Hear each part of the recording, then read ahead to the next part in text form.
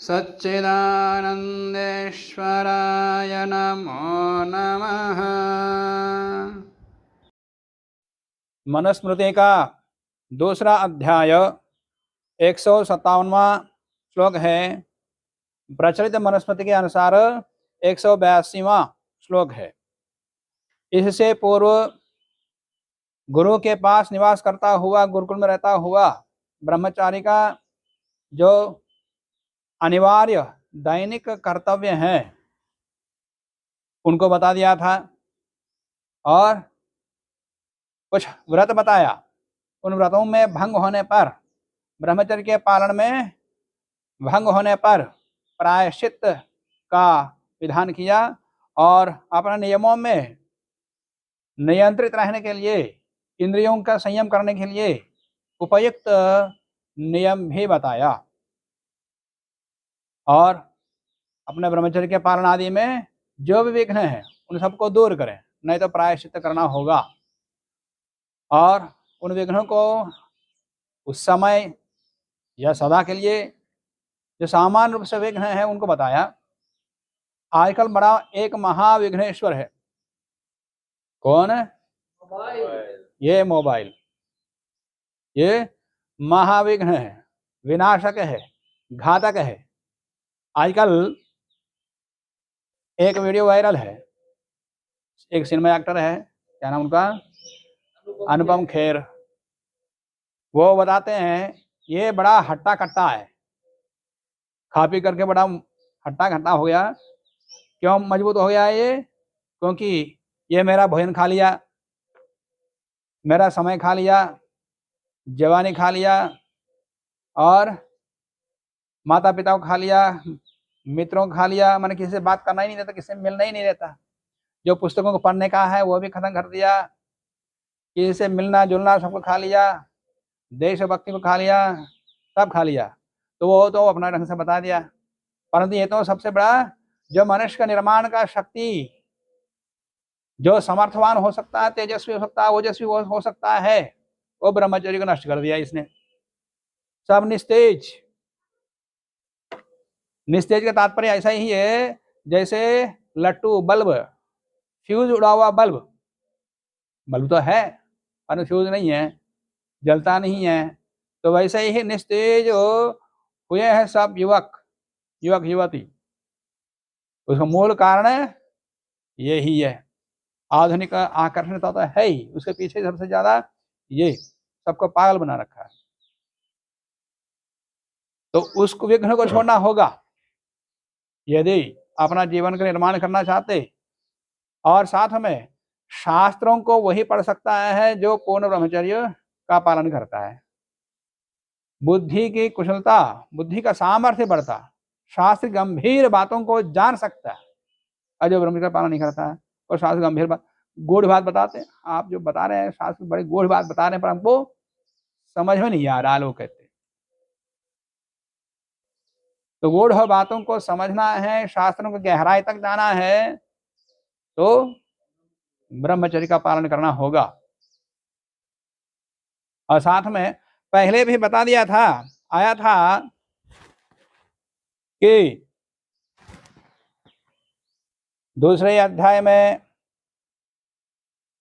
72वां श्लोक, इसमें आया था वेदास्त्यागश्च यज्ञाश्च नियमाश्च तपांसि च न विप्र दुष्ट भावस्य सिद्धिं गच्छन्ति कर्हिचित्। वेद पढ़ लिया, त्याग कर दिया, सुख सुविधाओं को त्याग दिया और नित्य यज्ञ करता है, संध्या करता है, नियमों का पालन करता है और द्वंद्व सहन का तप करता है, फिर भी यदि विप्र दुष्ट भाव वाला है, माने अजितेंद्रिय है, दुराचारी है, सदाचार का पालन नहीं करता और ब्रह्मचर्य का पालन नहीं करता, तो क्या होगा? सिद्धिम न गच्छन्ति कर्हिचित्, कभी सिद्धि को प्राप्त नहीं करेगा। माने इन वेदादि शास्त्रों को पढ़ने, तप करने, त्याग करने इत्यादि का जो फल मिलना चाहिए था वो फल उसको कभी नहीं मिलेगा। ये पहले बता दिया था। इसलिए वेदादि शास्त्र पढ़ते हो, गुरुकुल में रहते हो, तो इसका पूरा लाभ लेना चाहते हैं तो सदाचारी होना होगा, इंद्रियों को जीतना होगा, जितेंद्रिय बनना होगा, यही विषय बता दिया था। अब और आगे क्या करना है गुरुकुल में रहते हुए वो आगे बताते हैं। ब्रह्मचारी को भिक्षा मांगनी होगी, तो भिक्षा के नियम बताते।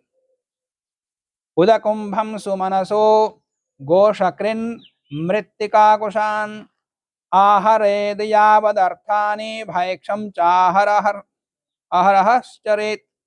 उदकुंभम पानी का घड़ा, पानी पीने के लिए घड़ा है, और सुमनसा फूल, गोशकृत गोबर या कंडे, मृत्तिका मिट्टी, कुशान कुश दर्भ, यावद अर्थानी आहरे जितनी आवश्यकता उतना ही लाओ। माने कुछ गिना दिया, अपने गुरुकुल में या अपने गुरुकुलीय आवश्यकताओं के लिए उतनी ही वस्तु इकट्ठा करो जितनी आवश्यकता है, अनावश्यक ज्यादा इकट्ठा नहीं करना।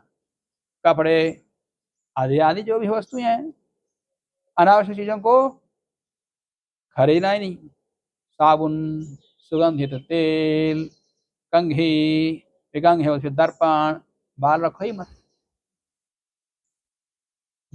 जटिलो हुआ मुंडे हुआ, जटिल हो या मुंडे रहो। जटिल हो तो बस जटाई बढ़ाओ, ये बीच वाला नहीं रहना। कटिंग करवाना, कंघी की आवश्यकता पड़ेगी, फिर दर्पण, फिर उनको संभालो, ऐसे एक एक एक एक करके फिर गृहस्थ का सामान पूरे इकट्ठा हो जाता है। तो जितनी आवश्यकता है उतना ही प्रयोग करना या लाना। तो यावद अर्थानि आहरेत और भैक्षम आह चरेत, और भोजन के लिए भी ज्यादा सामग्री इकट्ठा मत करो।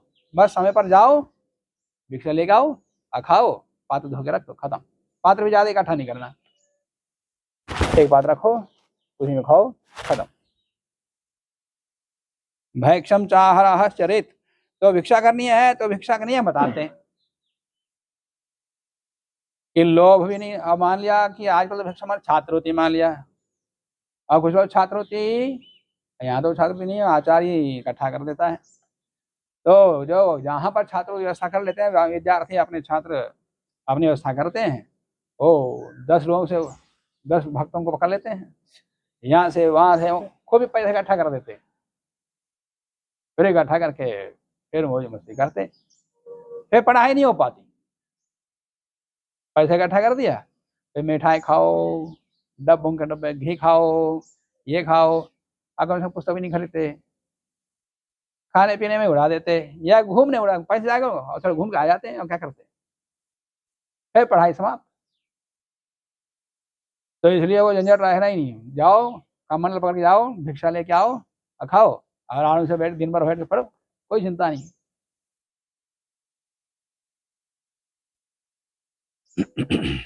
वेद यज्ञैरहीनानां प्रशस्तानां स्वकर्मसु ब्रह्मचर्या हरेत् भैक्षं गृहेभ्यः प्रयतोन्वहम्। ब्रह्मचारी, ब्रह्मचर्य पालन करने वाला, व्रत का पालन करने वाला एक। अब्रह्मचारी ब्रह्म में विचरने वाला, ब्रह्म का ही ध्यान करने वाला आध्यात्मिक, और ब्रह्म का अर्थ वेद भी है, वेद में ही विचरने वाला, वेद का ही अध्ययन करने वाला। इस प्रकार ब्रह्मचारी स्वकर्मसु प्रशस्तानां, किनसे भिक्षा मांगे? जो अपने कर्तव्यों को श्रद्धा के निष्ठा के साथ करता है, बेमानी नहीं करता।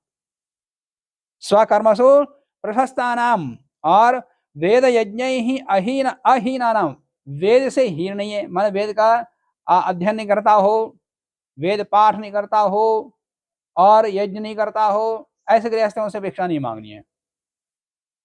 अपने कर्तव्यों से जो च्युत हो चुका है, अपने कर्तव्यों का पालन नहीं करता, उसे भिक्षा नहीं लेनी, और जो यज्ञ नहीं करता उसे भिक्षा नहीं लेनी, और जो वेद पाठ नहीं करता, वेद का अध्ययन नहीं करता, वेद का स्वाध्याय नहीं करता, शास्त्रों का अध्ययन नहीं करता, उसे भिक्षा नहीं लेनी। लोगे जैसा अन्न वैसा मन, अब वो नहीं पढ़ता वेद, वेद नहीं करता है, तो तुम्हारा मन भी ऐसे बनेगा, ब्रह्मचारी का मन ऐसे बनेगा। इसलिए वेद यज्ञ अहीनानाम, और गृहेभ्य ऐसे घरों से प्रयत्न पूर्वक, अनजाने में उस जानकारी नहीं पता गए ले आए तो अलग बात है, पर जानवर वो दुष्ट है, शराबी है, मांसाहारी है, नहीं लेना। चाहे कितने बढ़िया भोजन बना कर रखा हो, दे रहा हो, नहीं लेना। मांसाहारी शराबियों से कभी नहीं लेना, चाहे वो अपने रिश्तेदार क्यों ना हो, अपने कितने निकट बंधु क्यों ना हो। और किसी कार्यक्रम में जाते हैं, कहीं भोजन करते हैं, तुम्हारा शाकाहार है मांसाहार है, देख लेना चाहिए, फिर नहीं खाना। तो जाओ जाओ आ जाओ, जाना ही नहीं वहाँ, चाहे कितना ही निकट हो। कोई रिश्तेदारी नहीं समझ, कहता रिश्तेदारी को बना के रखना पड़ता है, जाना पड़ेगा बोलते, धर्म ही रिश्ता है, धर्मात्मा है तो रिश्ता, नहीं तो नहीं है। जाओ अपना भाड़ में, अपना मरो डूब के, और साथ में जाएगा तो जो जाएगा वो भी मरेगा, वो भी डूबेगा, वही बताएंगे आगे। गृहेभ्य प्रयतः अन्वहम भैक्षम आहरित, ऐसे लोगों से कभी न करे, माने कि अपने कर्तव्य कर्म करता हो, वेद वेद का स्वाध्याय करता हो, यज्ञ करता, उन्हीं से ही करना चाहिए, भिक्षा मांगनी चाहिए, लानी चाहिए।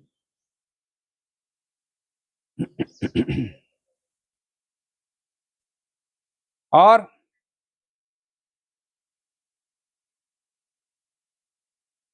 गुरोः कुले न भिक्षेत न ज्ञाते कुलबंधुषु अलाभे तन्यगेहानां पूर्वं पूर्वं विवर्जयेत्। किन से ना मांगे, पहले किन से मांगे ये बता दिया कि जो अपने कर्तव्य कर्म में श्रद्धापूर्वक निष्ठापूर्वक करता हो, वेद का अध्ययन करता हो, यज्ञ करता हो, उन लोगों से भिक्षा मांगे। अब किन से नहीं मांगे, अब बता रहे हैं। गुरोः कुले न भिक्षेत, गुरुकुल में गुरु जी के पास भिक्षा मांग लो और वहीं खा लो, ये नहीं, गुरु से नहीं मांगना। बात लाओ फिर गुरु जी को दो, गुरु जी से भिक्षा मांगो, भिक्षाम दे ही गुरु जी के पास बोलो। गुरोः कुले न भिक्षा, गुरु के कुल में भिक्षा नहीं मांगनी। न ज्ञाति कुल बंधुषु, अपने बिरादरी के लोगों में नहीं करना, अपने कुलों में नहीं करना, अपने बंधुओं में नहीं करना। क्यों? अब वहां बंधन में फंसेगा, वहां जाएगा, वहां मिलेगा, फिर कुछ लोग पूछेंगे, फिर पक्षपात बढ़िया बढ़िया दे देंगे, या हमारा बेटा आया है, या हमारा अमुक आया है, भांजा आया है, जो भी आया है, वो बढ़िया बढ़िया दे देंगे। फिर तो मन बदलेगा, फिर चटोरा हो जाएगा, फिर पढ़ने में मन नहीं लगेगा, फिर उधर ही जाएगा, फिर इधर आएगा नहीं फिर वापस। तो इनसे नहीं मांगना। अलाभ है तो अन्य गेहाना, मान लिया कि इन लोगों को छोड़ करके दूसरे लोगों से भिक्षा मांगने पर नहीं मिली, या दूसरे लोग नहीं है, तब अपवाद के स्वरूप उनसे मांग सकते, जिनसे निषेध किया है। अलाभ है तो अन्य गेहानम पूर्व पूर्व वर्जित, पहले पहले वालों को छोड़ दे, बाद वालों को ले, माने पीछे से मांगो, पहले बंधुओं में मांगो, यदि बंधु में नहीं मिला फिर अपने कुल में मांगो, कुल में नहीं आता अपने चाचा ताऊ आदि आदि अपने ज्ञाति वालों से मांगो, नहीं कहीं नहीं मिले फिर अंत में गुरु से मांग लो, वो अंतिम में। ये बढ़िया उपाय है ना, गुरु से मांग लो। वहीं बैठे बैठे, पर वो अंत में। और आगे, सर्वं वापि चरेत् ग्रामं पूर्वोक्तानाम् असंभवे नियम्य प्रयतो वाचम अभिशस्तास्तु वर्जयेत्। पूर्वोक्तानाम असंभवे, पूर्वोक्त भिक्षाचर्या के नियमों के संभव न होने पर, सर्वम वा अपि ग्रामम चरेत, सारा ही गांव में कहीं भी जाके भिक्षा मांग लो। सर्वम वा अपि ग्रामम चरेत, पूरे ही गांव में भिक्षा ले सकते कहीं भी, प्रायतः प्रयत्न पूर्वक, परंतु वाचम नियम्य अभिशस्तान वर्जयेत, गांव में कहीं भी भिक्षा ले सकते हो, परंतु जो पापी है, अधर्मात्मा है, शराबी है, मांसाहारी है, दुष्ट है, दूसरों को लूटता है, ऐसे लोगों से प्रयत्न पूर्वक कभी भिक्षा नहीं मांगनी। अब वहां भिक्षान दे ही नहीं बोलना, मैंने मौन रहना, वहां जाओ निकल जाओ, उधर देखना ही नहीं। वाचम नियम्य, वाणी को बंद करके, माने मौन रहकर। अभिशस्तान, पापी, ऐसे पापी लोगों से, पापी को छोड़ करके भिक्षा मांगो गांव में। क्यों? ऐसे पापियों के संपर्क में जाओगे खुद भी पापी बनोगे। आगे आएगा 11वें अध्याय में, ब्रह्म हत्या सुरापानम स्तेयम गुर्वंगनागमः महांते पातकान्याहो संसर्गश्चापि तैहि सह। 5 प्रकार के महापापी हैं। कौन है? एक ब्रह्म हत्या, जो ब्रह्म को जानने का प्रयास कर रहा है, वेद को पढ़ रहा है, पढ़ा रहा है, ऐसे ब्राह्मण का हत्या करना। सुरापानम, सुरापान पीना। और स्तेयम, चोरी करना। और गुरुवंगनागम आगम, माने स्त्री का समागम। और ये 4 महापापी है। और इन चारों के संपर्क में जो रहता है वो भी बड़ा पापी है। तो ऐसे पापियों से भिक्षा लेगा, उसके संपर्क में जाएगा, तो ये ब्रह्मचारी भी महापापियों में सम्मिलित हो जाएगा। तो इसलिए ऐसे लोगों से भिक्षा कभी नहीं मांगनी है। फिर आगे कहते हैं, दोराद आहृत्य समिधा सन्निदध्याद् विहायसी सायं प्रातः जुहुयात् ताभिरग्निम अतंद्रितः। समिधा, दूर दूर जाके समिधा लेके आओ। पास पास के लकड़ी के गुरुकुल के पेड़ों काट दो, समिधा लेके आ जाओ। ऐसा नहीं, जंगल में दूर जाओ, दूर दूर पेड़ काट के लेके आओ। काट नहीं, गिरी हुई लकड़ियों को चुन के लेके आओ यथासंभव। नहीं हो, पर्याप्त नहीं हो रहा तो फिर तब शाखाओं काटो। दूराद आहृत्य समिधा, आजकल तो सब व्यवस्था आचारी कर देता है। तो दूराद आहृत्य, दूर से जाकर, दूर तक जाकर के समिधा ला करके सन्निध्याद विहाय से, खुले में उनको सुखा दो। और सायं प्रातः जुहुया, सायं प्रातः अतंद्रितः, बिना आलसी के। अरे क्या करना, रोज करते हैं, एक बार न करने से क्या होता है, ऐसा आलसी पर नहीं करना। बिना आलसी के रोज प्रातः सायं अग्निहोत्र करना। स्वामी दयानंद जी लिखते हैं, कौन कौन संविधा लेनी चाहिए, कौन कौन संविधा प्रयोग करते? पलाश, शमी, पीपल, बड़, गूलर, आम और बिल्व। बिल्व क्या होता है? बेल। ये चंदन आदि, चंदन आदि की संविधा वेदी के प्रमाण में लेकर के सुखा करके फिर काट के रखना, बढ़िया शुद्ध है। वेदी जितना मैंने कुंड जितने परिमाण का है उसके परिमाण के अनुकूल संविधा काटना। और अंगुली से ज्यादा मोटी नहीं होनी चाहिए, इतनी मोटी मोटी रख दिया 2-3 बस, ऐसा नहीं। तो वेदी के प्रमाण में छोटी बड़ी कटवा लेवे, परंतु ये संविधा कीड़ा लगी नहीं होनी चाहिए, मलिन देश में उत्पन्न हुआ हो, गंदे स्थान पर उत्पन्न हुआ हो, ऐसे पेड़ से काट के नहीं लाना। अपवित्र पदार्थ आदि से दूषित ना हो, अच्छे प्रकार देख लेवे और बराबर और बीच में चुने, जैसा उचित है वैसे ही रख करके फिर अग्नि का आधान करना इत्यादि। स्वामी जी ने वहां लिखा है संस्कार विधि में।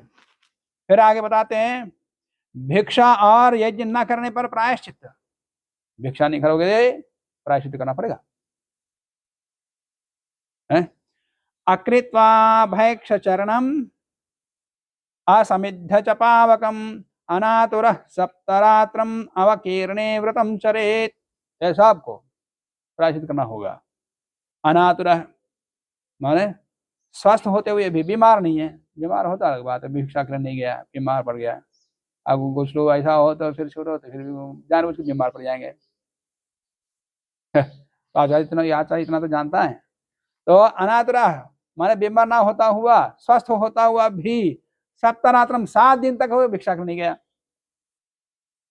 यदि गुरु खाता है या दूसरों का खाता है आलसी, तो सप्तरात्रम 7 दिन तक भिक्षा के लिए भैक्ष चरणम अकृत्वा, भैक्ष चरण नहीं किया। और पावकम असमिद्ध माने अग्निहोत्र नहीं किया 7 दिन तक है तो, और अवकीर्णी व्रत, उसको क्या करना चाहिए, अवकीर्णी व्रत करना चाहिए। और अवकीर्ण मतलब क्या होता है?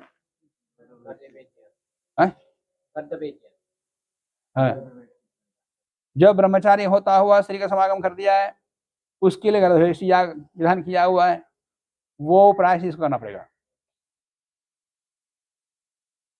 अवकीर्णी इष्टि करनी होगी। अवकीर्णी व्रतम चरेत, ये कहा आगे 11वें अध्याय में, पूरा 11वां अध्याय पूरा प्रायश्चित ही है वो, वहां बताया अवकीर्णी का क्या है। अब कौन कौन सा प्रायश्चित कैसे करना है। अवकीर्णि तो काणेन गर्दभेन चतुष्पथे पाक यज्ञ विधानेन यजेता निर्ऋतिम निशि। अवकीर्णी, जो अवकीर्णी हो गया है, ब्रह्मचर्य का नाश कर दिया है, वो काणे ना गर्दभेना, काणे गधे पर, वो भी 2 आंख वाला भी नहीं 2 एक आंख वाला हो तो काणे ना गर्दभेना, काणे गधे पर बैठकर चढ़ करके चतुष्पथे, चौराहे पर, पाक यज्ञ, तो उसके ऊपर बैठकर चौराहे पर जाए, गांव के बीच में जाए, वे जाकर के वहां पर चौराहे पर, गांव में लोग बैठ के बात करने के लिए रहता है ना, कबूतर आदि, तो वहां पर जाके वहां पाक यज्ञ करें। तो पाक यज्ञ विधान है ना, पाक यज्ञ के विधान से निशि निर्ऋतिम यजेता, रात भर वहां यज्ञ करें, सब लोग जानेंगे ये ब्रह्मचर्य का नाश कर दिया है, दुराचार कर्म किया है, तो सब लोग गांव वाले जानेंगे तो है दुष्ट है, ऐसा बताएंगे। फिर प्रायश्चित हो, फिर इतनी ग्लानि होगी कि दोबारा कभी ब्रह्मचर्य का नाश नहीं करेगा, समागम नहीं करेगा किसी के साथ। निशि निर्ऋतिम यजेता, निर्ऋति नामक देवता के लिए यज्ञ करें। और हुत्वाग्नो विधि बंधो अनंततश्च समेत्यरि च वातेन्द्र गुरवग्नीनां जुहुयात सर्पिषाहुति। विधिवद अग्नौ होमान हुत्वा, विधिवद उस अग्नि में नैऋत्य यज्ञ को करके, निर्दि या करके, अंततः उसके बाद समा इति ऋचा, समा इस ऋचा से, माने समा सिंचन्तु मरुतः, इस मंत्र से वात इंद्र गुरुवह्नीनाम सर्पिषा आहुति ही जुहुयात, वायु इंद्र गुरु अग्नि के उद्देश्य से भी घी की आहुतियां दें, माने इन देवताओं के लिए भी आहुति दें, ऐसे यज्ञ के विषय बताया। और एतस्मिन्नेनसि प्राप्ते वसित्वा गर्दभाजिनम् सप्तागाराश्चरेद्भैक्षं स्वकर्मा परिकीर्तयन्। एतस्मिन् एनसि प्राप्ते, इस प्रकार के अवकीर्णी माने ब्रह्मचर्य के नाश करने के, पाप कर्म करने के बाद, एतस्मिन् एनसि प्राप्ते गर्दभ आजिनम वसित्वा, गधे के खाल को ओढ़कर, चर्म को ओढ़कर, कपड़े से नहीं पहन कर गधे के चर्म को पहन करके गधे को बैठ के जाना, फिर गधे के चर्म को पहन करके फिर 7 घरों में जाना भिक्षा के लिए, ज्यादा नहीं, 7 घरों में जाना। तो वसित्वा स्वकर्म परिकीर्तयन्, वो भी मैं ब्रह्मचर्य का नाश किया हूँ, अमुक कर्म से पाप कर्म किया हूँ इस रूप में, ऐसा बोलते भिक्षा करना, नहीं भिक्षां देहि ब्राह्मण जैसा बोलना, शूद्र बन गया, गधा बन गया। फिर अपने दुष्ट कर्म को बोलते हुए भिक्षा मांगना। स्वकर्मा परिकीर्तयन् सप्त आगारान भैक्षम चरेत्, तेभ्यः लब्धेन भैक्ष्येण वर्तयन् एककालिकम् उपस्पृशन् त्रिश्रवणं त्वब्देन स विशुध्यति। तो कब शुद्ध होगा, उसका प्रायश्चित कब समाप्त होगा। तेभ्यः लब्धेन भैक्ष्येण, उन घरों से जो भिक्षा प्राप्त हुई वो भिक्षा लेकर के एक कालिकम वर्तयन्, एक ही बार में भिक्षा मांगनी है, एक 3 बार भिक्षा ले लिया, प्रायश्चित करना, एक ही बार भिक्षा लेकर खाना, एक ही बार खाना। एक कालिकम वर्तयन्, एक ही बार भिक्षा लेकर खाते हुए त्रिश्रवणम उपस्पृशन्तु, और दिन में 3 बार स्नान करना। वैसे तो दो दिन में 2 बार सुबह शाम को यज्ञ करते हैं, संध्या करते हैं, सुबह शाम ही यज्ञ करने का विधान है, वो स्नान करने का विधान है, तो इसको 3 बार करना पड़ेगा। तो 3 बार स्नान करता हुआ सह अवकीर्णी अब्देन विशुद्ध, ऐसा 1 साल तक करते रहे, तब वो शुद्ध होगा। फिर जन्म में कभी ऐसा पाप कर्म नहीं करेगा, ब्रह्मचर्य का नाश नहीं करेगा। ऐसा प्रायश्चित इष्टि बताया। ऐसे कराएंगे तो फिर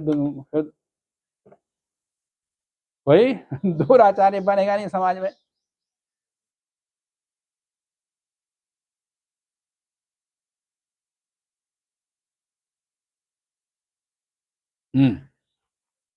भैक्षेण वर्तयन् नित्यं नैकानन्दे भवेद्व्रति, भैक्षेण व्रतिनो वृत्तिः उपवास समास्मृता। व्रति, व्रत का पालन करने वाला व्रति ब्रह्मचारी वर्णी, नित्यम भैक्षेण वर्तयेत, नित्य प्रतिदिन भिक्षा मांग कर खाते हुए, एकानंदे न भवेत, अकेला अकेला ना खाएं, लाओ गुरु जी को दो, फिर सबको बंटवाओ। एक आनंदी ना भवेत, अकेला अकेला बढ़िया बढ़िया मांग के लेके आया, बढ़िया बढ़िया खा लिया, हंसो गए, बांट के खाओ। इसे बोलता हूँ, कोई लाके दिया रखो, फिर सबको मिला के बांटो। कुछ भी आया है सबको समान से बांटो, अपना अपना रख नहीं खाना। कोई माता पिता लेके आया तो क्या करना है, हाँ हमारा माता पिता लाया, हम ही खाएंगे, दूसरों को नहीं देंगे। तो ऐसा तो फिर मैं वैसे बोलूँगा, मैं खाऊंगा, किसी को कुछ नहीं खिलाएंगे। पता लगेगा। एक आनंदी ना भवेत व्रतिना भैक्षण वृत्ति ही, ब्रह्मचारी भिक्षा की वृत्ति से उपवास समास्मृता, ऐसे भिक्षा करते हुए अपना पड़ता हो, उपवास के समान ही है। और व्रतवन्देव दैवत्ये पितृये कर्मण्यधर्षिवत्, कामम अभ्यर्थितोष्णेयाद् व्रतमस्य न लुप्यते। ब्रह्मचारी देव दैवत्ये व्रतवत, देवताओं के उद्देश्य से किए हुए यज्ञ में, यज्ञादि कर्म में व्रत के समान, और पितृ कर्मणि ऋषिवत, या पितृ कर्म में कामम अभ्यर्थिता, कोई विनम्रता पूर्वक बुलाता है, हमारे घर भोजन आओ, ये विशेष यज्ञ चल रहा है, पितृ यज्ञ चल रहा है, आप उधर भिक्षा मत जाना, आज हमारे पास भोजन कर लेना। ऐसे कोई प्रार्थना करे तो चले जाना, जा सकते हो। कामम अभ्यर्थिता, आदर पूर्वक इसने बुलाया हो, अश्नियात, जाके वहां भोजन कर सकते हो। अस्य व्रतम न लुप्यते, इससे उसका व्रत लोप नहीं होता। परंतु ये किसके लिए, आगे बताते हैं, सबके लिए नहीं, सारे ब्रह्मचारियों के लिए नहीं। ब्राह्मणस्यैव कर्मेतदुपदिष्टं मनीषिभिः, राजन्यवैश्योस्त्वेवं नैतत्कर्म विधीयते। केवल ब्राह्मण जो बनना चाह रहा है, ब्राह्मण के पाठ्यक्रम पढ़ रहा है, ब्राह्मणी बनने का जिसने लक्ष्य बना रखा है, उसके लिए वो। जो वैश्य अक्षत है उनके लिए नहीं, क्यों, उसकी वृत्ति वही बनेगी, फिर दूसरों को खाना, वो खिलाएगा, खाएगा नहीं। परिभोक्ता कृमिर्भवति, मनुस्मृति में आता है, जो अपने परिश्रम से कमा के नहीं खाता, दूसरों को खाता है। सुबह होते ही स्नान करके बढ़िया नेता जब बनके, जैसा बनके, कपड़ा बनके बाहर जाता है, अब आ जाके जिसको पर खाता है, उसको पर खाता है, अब आ रही सड़क पर घूमता रहता है, या दूसरे घर में जाकर खाता है, फिर रात को आके सो जाता है घर में, तो दिन भर उसको ऐसे ही चलता कुछ लोगों का। तो परिभोक्ता कृमिर्भवति, दूसरों को जो खाता है बिना परिश्रम किए, वो अगले जन्म में कीड़ा बनेगा।